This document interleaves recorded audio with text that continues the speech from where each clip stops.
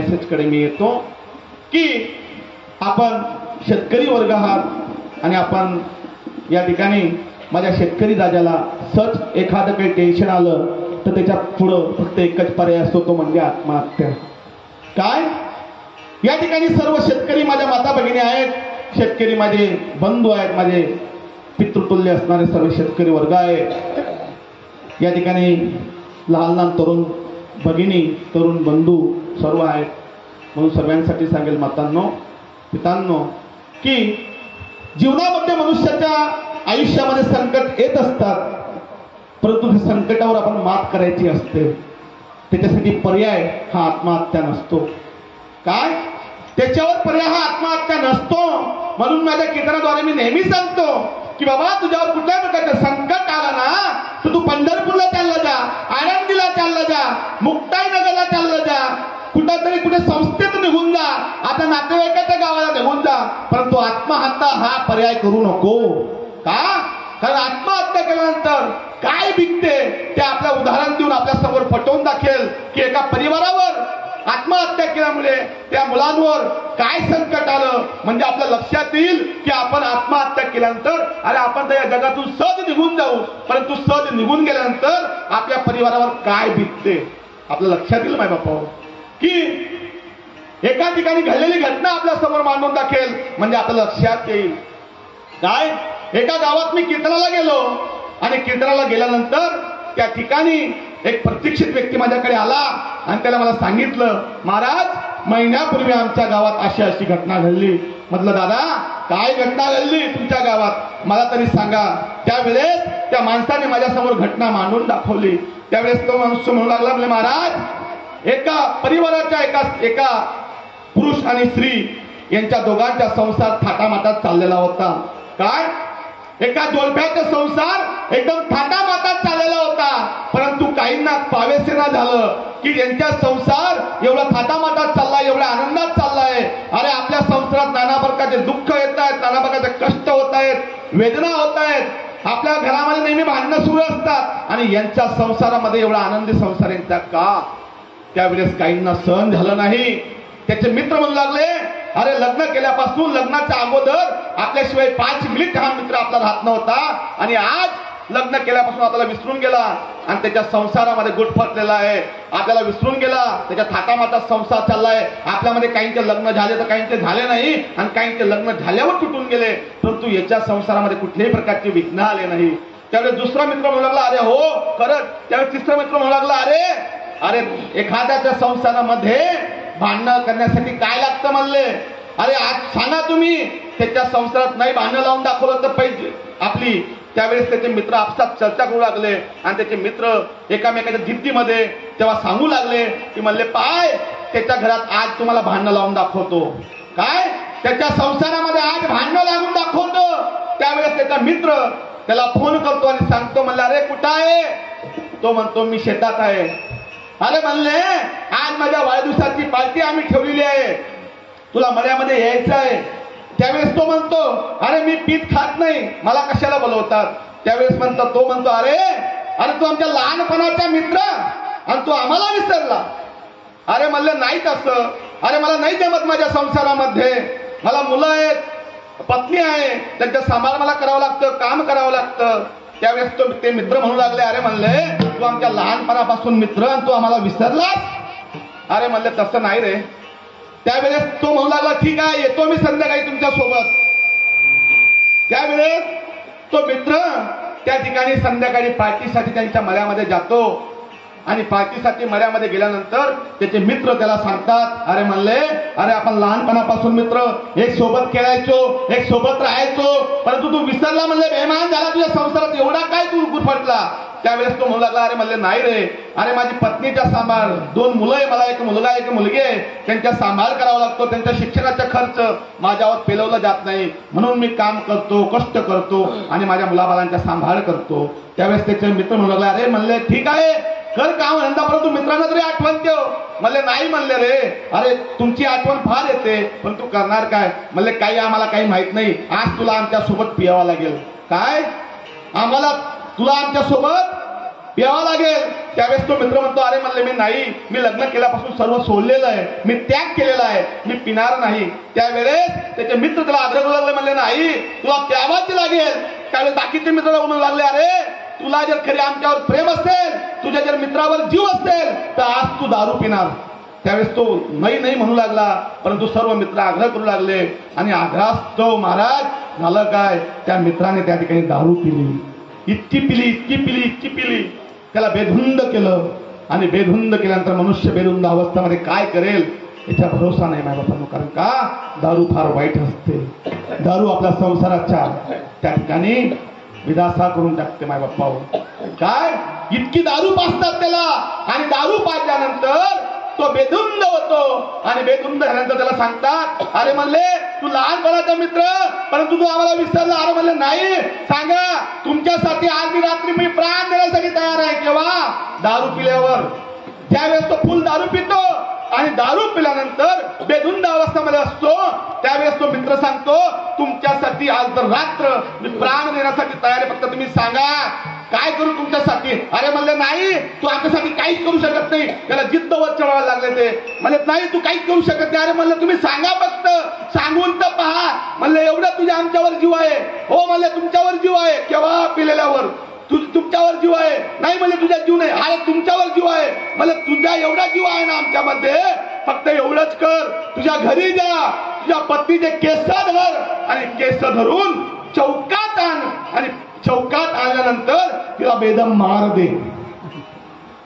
काय म्हणले ते? चौकात तुझ्या पत्नीला आण, तिथे केस धर आणि बेदम मार दे, तेव्हा आम्ही समजू की तुझ्या आमच्यावर खरी प्रेम आहे. या ठिकाणी माझ्या माता भगिनींना सांगेल मी, माझ्या एखाद्या माता भगिनीला तुमच्या पतिराजाने असं केलं तर चालेल का तुम्हाला? तुमचे केस धरले आणि चौकात आणलं आणि चौकात जर बेदम मार दिला, तुमच्या मनाला सुख वाटेल?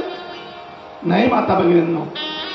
त्या ठिकाणी ती माता त्याला विनंती करू लागली, अहो राजा तुम्हाला मारायचं आहे ना, तुम्हाला मारायचं ना, घरात घ्या, आम्हाला 4 भिंतीच्या पलीकडे मला मारून टाका, परंतु चौकात माझी आबरू घालवू नका, मला चौकात मारू नका. हो त्यावेळेस तो ऐकत नाही महाराज, कारण तो बेधुंद अवस्थेमध्ये असतो. तो परत म्हणतो, तो उलटून बोलते, वरून तिला बेदम परत मार देतो. इतका मारतो त्याला चौकात. त्यावेळेस ती विनंती करते, राजा हो राजा मला मारू नका, हो राजा, अहो चौकात माझी आबरू घालवू नका, हो अहो लोक पाहतात माझ्याकडे, मला मारू नका हो राजा. परंतु तो एक नाही आणि 2 नाही ऐकत मारताना, तो बेदम तिला मार देऊ लागतो सारखा. त्यावेळेस ती म्हणते, विचार करते, राजा तुम्हाला मारायचंय ना, मारून घ्या. हो किती मारायचंय मारून घ्या, कारण का उद्या तुमची राणी या जगात राहणार नाही. तुम्हाला किती मारायचंय मारून घ्या, मारून टाका, कारण उद्या मारण्यासाठी तुमची राणी या जगात राहणार नाही. तो म्हणतो, उलटून बोलते, परत बेदम मार देतो, मार देतो, मार देतो, आणि मारत मारत निघून जातो. परत दारू पिण्यासाठी जातो. ती घरी जाते आणि घरी गेल्यानंतर एकच निश्चय करते की या जगात मला राहायचं नाही. माझी आबरू माझ्या पतिराजाने चौकात घातली ना, मी या जगात नाही राहणार. मला घरात मारून टाकलं असतं माझ्या पतिराजाने, तर मी मार खाल्ला असता, परंतु चौकात माझी आबरू घालवली आहे. त्या ठिकाणी ती विचार करते. पाठीवरती विषाची बॉटल असते, ती विषाची बॉटल घेणार आणि प्राशन करणार. तेवढ्यात तिला लक्षात येतं की अरे मला एक मुलगा एक मुलगी आहे, उद्या उठून यांना कोण खाऊ घालणार आहे, कारण मी जर या जगातून निघून जाईल तर माझ्या मुलाबाळांना कोणी काही चांगलं खाऊ घालणार नाही. त्यावेळेस ती गरम गरम भज्या पापड घालते, आपल्या मुलांना खाऊ घालते. खाऊ घातल्यानंतर एका मांडीवर मुलगीला घेते, एका मांडीवर मुलगाला घेते. दोघांच्या डोक्यावर हळूहळू हात फिरवते आणि सांगते, दादा तुझ्या ताईला दीपावलीला विसरू नको बरं का, रक्षाबंधनला विसरू नको तुझ्या ताईला. त्यावेळेस तो म्हणतो, अगं आई झोपू दे ना ग आई आम्हाला, अगं आई आम्हाला शाळेत जायचं आहे सकाळी. त्या मुलगीला सुद्धा सांगते, ताई तुझ्या दादावर कधी विसरू नको, रक्षाबंधनला येत जा, तुझ्या भावाच्या हातावर राखी बांधत जा, दीपावलीला भावाला ओवाळत जा, तुझ्या भाऊला विसरू नको, कारण तुमच्या एकमेकाशिवाय या जगात तुम्हाला कोणी नाही बरं का. त्यावेळेस अगं आई असं का बोलते का आई, अगं आई झोपून आम्हाला सकाळी शाळेत जायचं ना ग आई. त्यावेळेस दोघांच्या डोक्यावर हळू हळू हळू हळू हात फिरवते. दोघंही मुलं झोपू जातात. दोघांनाही साईडला करते, विषाची बॉटल काढते आणि प्राशन करून घेते आणि आपली जीवन यात्रा संपवून टाकते. माझ्या बाप्पा, आपली जीवन यात्रा संपवून टाकते. त्यावेळेस सकाळ होते आणि सकाळ झाल्यानंतर त्या ठिकाणी ते मुलं कोंगाट करतात. अगं आई उठ ना गाई लवकर, अगं आई आम्हाला शाळेत जायचं ना गाई, अगं आई माझे दप्तर कुठं आहे, माझी पेन्सिल कुठं आहे, अगं आई उठ ना गाई लवकर, अगं माझी शाळेची बस येईल ना गाई, अगं आई उठ ना. परंतु ती आई या जगात राहील तर उठणार ना, ती आई या जगातून निघून गेलेली असते. माय बाप्पा हो, त्यावेळेस ते मुलं कोंगाट करू लागतात. तेव्हा याची कुठेतरी उतरते. त्या उतरल्यावर आपल्या घरी येतो परत आणि घरी पाहतो तर आपले मुलं त्या ठिकाणी कोंगाट करत असतात. अगं आई उठ, अगं आई उठ लवकर. त्या मुलांच्या कोंगाट पाहून हा समजून जातो की आपली पत्नी या जगात राहिली नाही. त्यावेळेस तो म्हणतो आपली पत्नी या जगात नाही राहिली ना तर मीही या जगात राहणार नाही. तोही मागच्या पाऊल मागं घेतो, शेतात जातो आणि शेतात गेल्यानंतर विहिरीमध्ये तोही त्या ठिकाणी आत्मदहन करतो. त्याही त्या ठिकाणी तो आपली जीवन यात्रा संपवतो. विहिरीत उडी घेतल्यानंतर मला सांगा माय बाप्पा हो, या जगात त्यांना कोण राहिलं त्या मुलांना, तर त्यांची आई गेली आणि वडीलही गेले. कारण या जगात कोणाचे कोणी नसतं माय बाप्पांनो, कारण कोणाचा मामा कोणाची मामी नाही.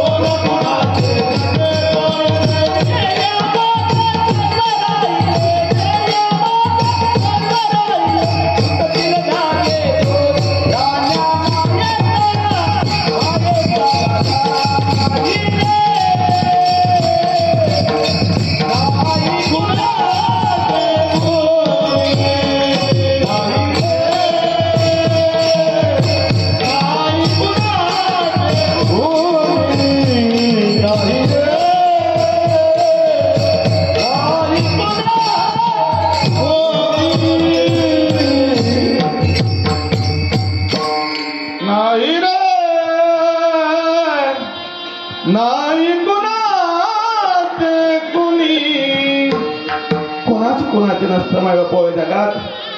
अरे कोणाचा मामा कोणाची मामी, कोणाचा मावसा कोणाची मावशी, कोणाचा काका ना कोणाचा काकू, कोणाचं कोणी नसतं या जगात. त्यांच्यावर संकट आलं माय बापा त्या ठिकाणी. ते मुलं सारखं ढसढस रडू लागले. अरे आम्हाला या जगात कोणीच नाही, माझी आई निघून गेली, माझे वडीलही निघून गेले या जगातून. सारखं कोण हात करू लागले महाराज. ज्यावेळेस त्या व्यक्तीने मला सगळी कहाणी सांगितली त्यावेळेस त्याला मी सांगितलं, दादा मला त्या मुलांना एकदा तरी भेटायचंय, त्या मुलांना मला पाहायचंय. ते म्हणले मला ठीक आहे चला आपण जाऊया. तो दिवस होता माझ्या त्या ठिकाणी कीर्तन होतं आणि तो दिवस होता महाराज पोळ्याचा दिवस होता. पोळ्याचा दिवस होता आणि पोळ्याच्या दिवशी तिकडनं तो मुलगा येत होता, इकडनं आम्ही चाललो होतो. तिकडनं तो मुलगा एक मार्का बैल धरत होता. तो बैल त्याला मारायचा तरी तो मुलगा तो बैलाला धरायचा, तो बैल त्याला मारायचा तरी तो मुलगा तो बैलाला धरायचा. त्यावेळेस माझं लक्ष गेलं आणि त्याला मी आवाज दिला, अरे बाळू अरे इकडे रे इकडे. त्याच्या डोक्यावर मी हात फिरवला आणि सांगितलं, अरे बाळा अरे तुला तो बैल मारतोय रे तरी तू तो बैलाला धरतोय काय. तो बैल तुला मारतोय तरी तू तो बैलाला घालतोय, मला काय उत्तर दिलं त्याने? तुमच्या अंगावर काटे येतील माय बाप्पा हो. तो बोललो महाराज आज पोळ्याचा दिवस आहे आणि पोळ्याच्या दिवशी आमच्या घरी पुरणपोळी करण्यासाठी कोणीची नाही हो. आम्हाला पुरणपोळी सुद्धा कोणी नाही दिली हो. हा बैल मला मारतोय तरी मी हा बैलाला धरतो, कारण का आणि लोकांच्या घरी हा बैल धरून घेऊन जात आहे आणि प्रत्येकाच्या घरी तुकडे तुकडे तुकडे तुकडे तुकडे तुकडे गोळा करेल आणि माझ्या बहिणीलाही खाऊ घालेल आणि मीही खाईन म्हणले. काय वेदना असतील त्या मुलाच्या जीवनावर, काय वेदना असतील त्या मुलीच्या जीवनावर. आणि आपण त्या जीवनातून सहज निघून जातो आत्महत्या करून. कुठल्याही प्रकारचा विचार आपल्या मनात घेत नाही की मी गेल्यावर माझ्या परिवाराचं कसं होईल, माझ्या मुलाबाळांचं कसं होईल. या आपण या जीवनातून जर गेला परंतु यात्रा संपवली तर, परंतु आम्ही कुठलाही विचार करत नाही. म्हणून सर्वांना हात मिळून पाया पडून विनंती केली मातांनो, तुमच्यावर किती संकट आला ना तर कुठल्या तरी तीर्थक्षेत्रावर निघून जा, कुठल्या तरी आता नातेवाईकाच्या गावावर निघून जा. एवढेच नाही, माझ्या तरुण भगिनींना सुद्धा सांगेल, माझ्या तरुण बंधूंना सुद्धा सांगेल की आपले आई वडील बोलले ना तर बोललं ऐकून घ्या बाय बापा. आणि तुमच्या जीवनाचे कल्याण झाल्याशिवाय राहणार नाही. प्रत्येकाचे आई वडील कधीही कोणाच्या जीवनाबाबतीत वाईट विचार करत नाही की आपल्या मुलाचं कल्याण व्हावं, आपल्या मुलीचं कल्याण व्हावं, एवढंच प्रत्येक आई बापाची इच्छा असते. म्हणून तुमच्यावर कितीही संकट येऊ द्या, किती संकट आलं ना तर त्या संकटावर मात करा बाय बापांनो. तुम्हाला